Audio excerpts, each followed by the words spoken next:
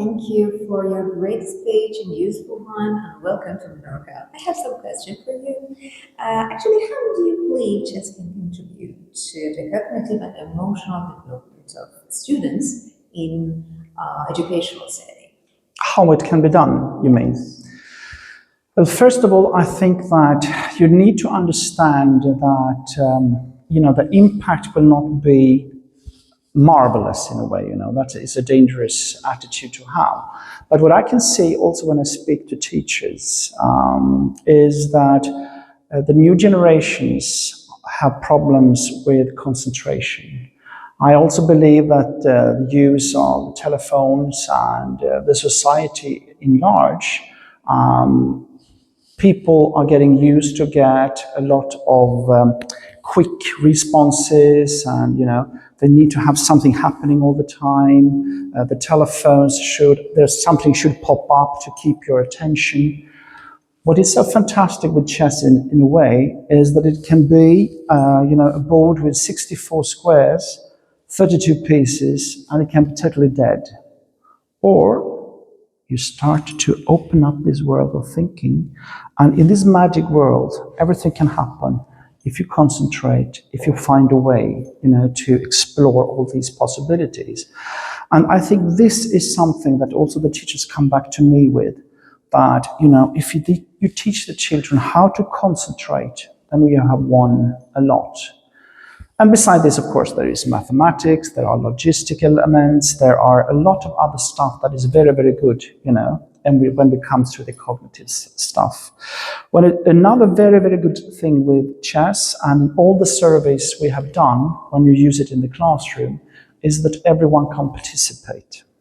And this is something unique, that it doesn't matter if you're a boy or a girl, your physical development, if you know the language of the country, it doesn't matter.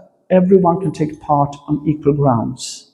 In that sense, it's unifying the group.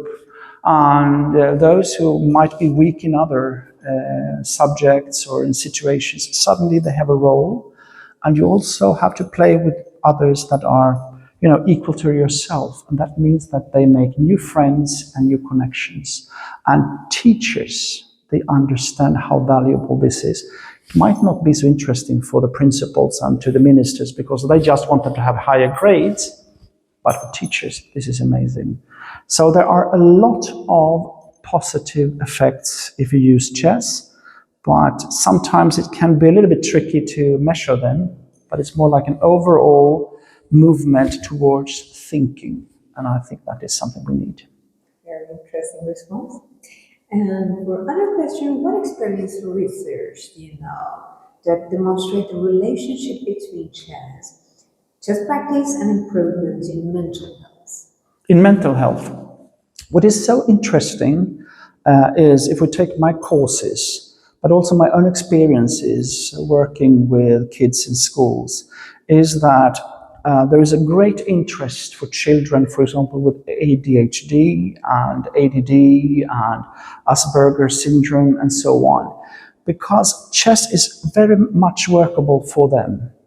First of all, chess is not a subject. You don't get grades. So, because many of them, they get locked in when you say mathematics, suddenly they feel scared.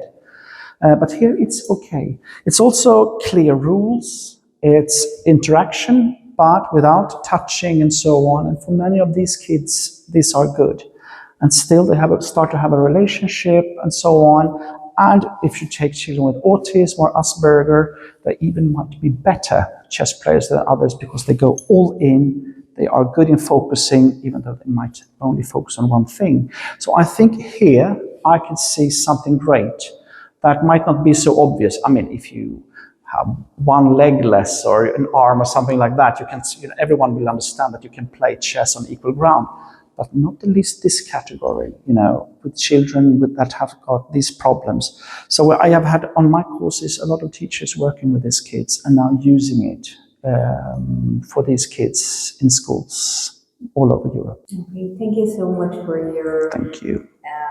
putting your time for us, and hope you enjoy your time. Of course, fantastic. Thank you. It's so great to be here. Thank you. Thank you.